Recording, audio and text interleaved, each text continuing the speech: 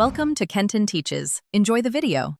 You start by measuring every wall's height and length, then record each measurement clearly. Once done, note the wallpaper roll width and length printed on the label. Measure pattern repeat and any matching direction because pattern matching adds waste.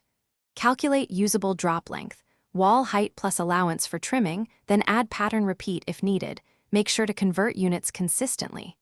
This gives you the basic inputs: wall areas, roll dimensions, and extra length required per strip for pattern alignment.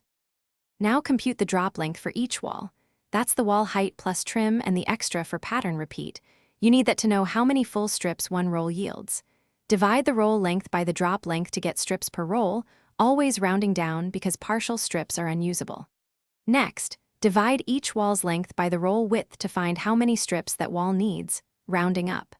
Once you have strips needed versus strips per roll, you can determine rolls required for each wall and sum them.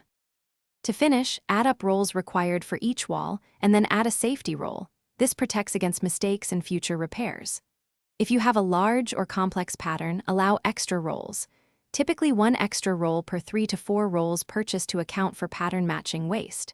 If something goes wrong, like seams not aligning, stop, check your leveled starting line and the direction of the pattern, and use spare roll material to recut strips. If necessary, buy an additional roll before proceeding. Thanks for watching. Please subscribe if this video was helpful.